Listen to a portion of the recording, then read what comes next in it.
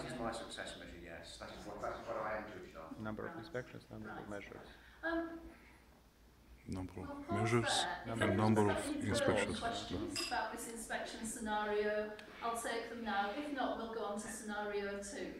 So, anything at this stage, or do we want more of this marvellous acting thing? It would pay lots of money in the West End to see. Right, scenario 2. Jo is a cafe owner. She's been at home for 3 months. In fact, it's pretty much the same. It's the same cafe. Yeah. Mr. Priest is probably Mr. Phil now, we'll call him just for differentiation when you're going. Is a food inspector who's going in to inspect Jo's cafe. So, take 2. The Academy Awards will be later.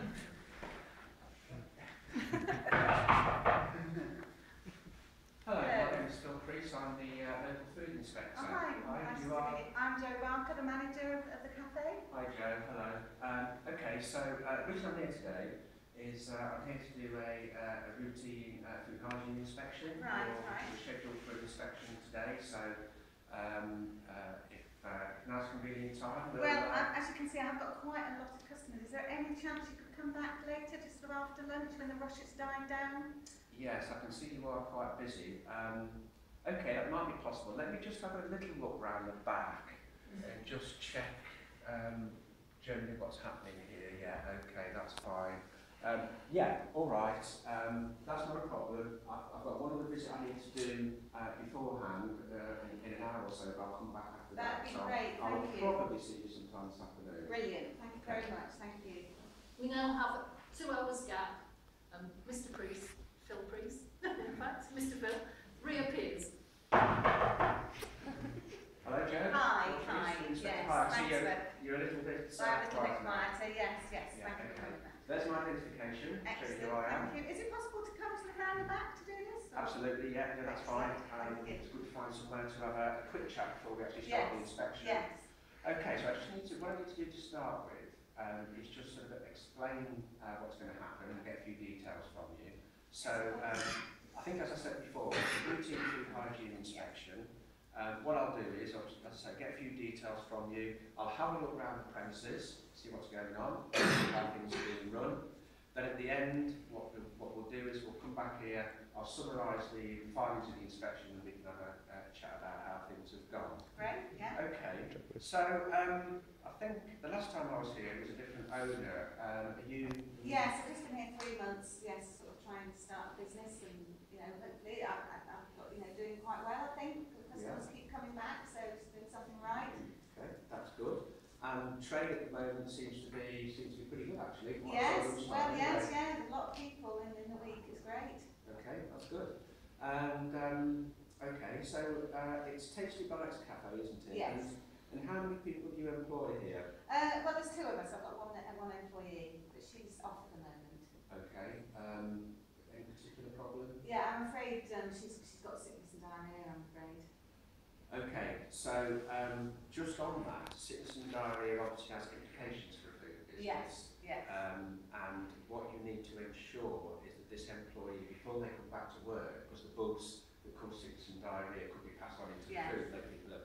So you need to make sure that this employee has a period of at least 48 hours before coming back to work to show no symptoms. Yes, thank you, yes. That is quite I mean, I have said to her not to come back till she's complete, but I'll make sure it's 48 hours. Great, okay, that's fine. All right, I think that's probably all I need as far as background information is concerned. So perhaps we just have a look around the premises. Okay, so you've got your refrigeration equipment here. Let's have a look in there. I see you've got a thermometer in the fridge. That's good. Measuring your temperatures. Currently it's reading 8 degrees. Right. In terms of the law, you are actually complying with the law there. 8 degrees is compliant with the law, but it's kind of on borderline. Right. So what you want to do is try and get your temperature down to about 1 to 4. 1 to 4. Okay. Yeah. It's best for you because the closer you obviously you don't want it to freeze, but if the temperature is as cool as it can be, it'll preserve the food better, and you're not going to have to throw food out, and it'll keep longer and 1 to 4. be safer. Okay. So it's a win-win. Yes, yes. Okay, that's fine. And do you ever monitor the temperatures? Do you note them down? I do check them. I always check that it's 8 or below, and I'm in there now, make sure it's, you know, sort of 1 to 4. No, I don't actually write it down, but I can see that that would be a good idea. I will start doing that. It is a good idea. It enables you to demonstrate that you are, should the need arise, you are maintaining good temperatures, and also you can monitor and make sure that, you know, over certain times, over a period, that it's maintained at the same temperature. That's a really good idea, and that's helpful. Thank you. Yeah, I will do that. Okay, that's fine. Right, I can see here you've got a bowl of what looks like chicken curry. Yeah, quite a big bowl of chicken curry there. So that's on the side there rather than being in the fridge. So do you know when that was made? Well, it has been in and out of the fridge. It hasn't been on the side the whole time, but it was actually made 2 days ago. Okay. Right, so if it's 2 days ago, I would say, to be on the safe side, although I know it's been in the fridge some of the time, yes, it has, but really 2 days, you probably need, I think you probably know, don't you? I do, yes, yeah. You asking me has made me sort of think, actually, it's going to think about it. So I'll put that straight in the bin. I think that needs to go straight in the bin.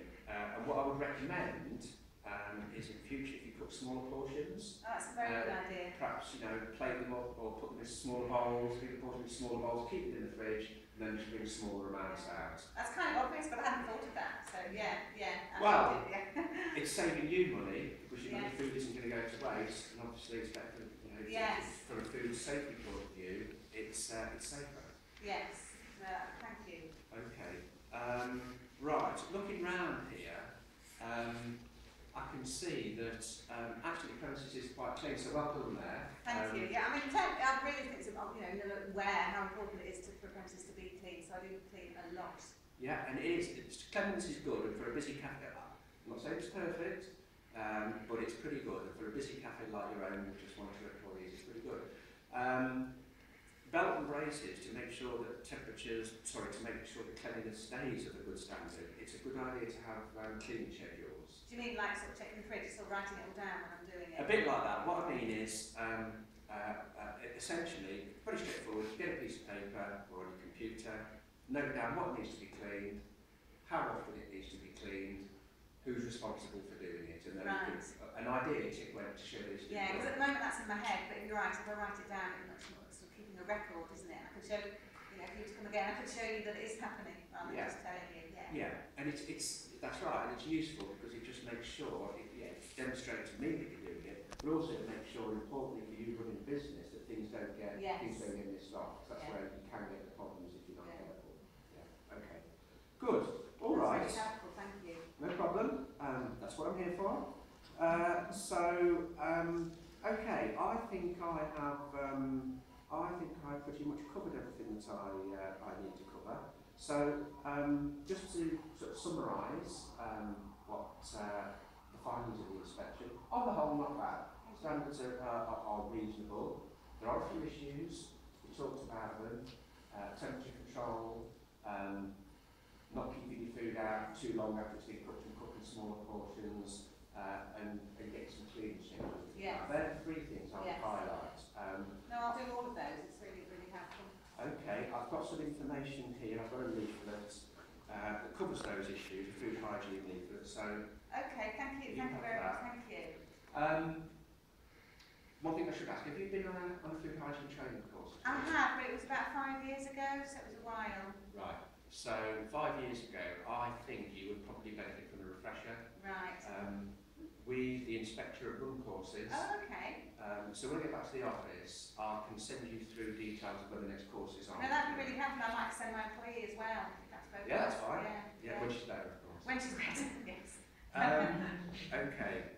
So, is there anything else I can help you with? Well, I mean, you've been so helpful. I mean, I do worry about the flies sometimes. You know, it's the summer and they're coming in, and I don't really know the best way of. Have you got any suggestions? So you get flies coming in the hot weather, basically. Yeah, really.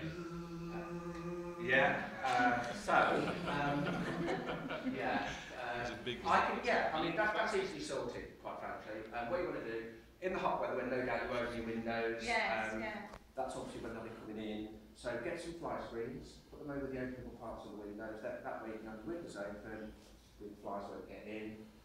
Nothing's 100%, so the other thing you can do is have an electric zapper, basically. If the fly does get in, the electronic fly killer will hopefully get rid of it. I have got a leaflet on that. Excellent, thank Pretty you. straightforward, but there's a leaflet with some more information. Thank you very much, thank you.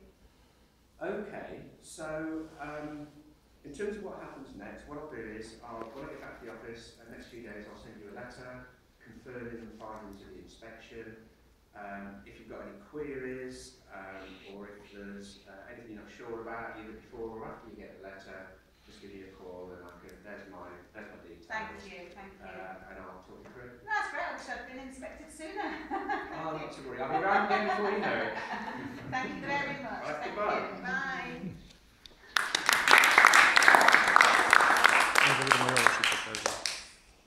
So, inspection. I quite enjoyed it, and I do feel like I've learnt some key things. I know the temperature control and the food out and the cleaning schedules. I've got some leaflets. You know, it was good actually. I just thought I'd be a bit scared, but no, I mean, you know, a bit worried about it. I've been worried about it, but actually no, it's very good. Can I ask you, Phil, you know, is your performance measured at work? Is there any performance measures that, you know, people look at for you? Yeah, so here I've got a variety of performance measures. Numbers of inspections are looked at, but under the main performance measure, the underlying thing, is the levels of risk at the premises that I visit and whether those levels are going up or down. And of course a number of, in this case, food poisoning instances that are happening in the area. So if there are more instances of food poisoning, and if the levels of risk at the premises that I visit are going up, that's seen as a concern. And a good sign that the premises are improving their standards. The risks that I assess when I visit the premises are coming down, and overall food poisonings are in the locality are reducing. Excluding the member of staff, of course. Indeed. Right, thanks. So, two different approaches to inspections there, both legitimate in their own way. Can I just open it up to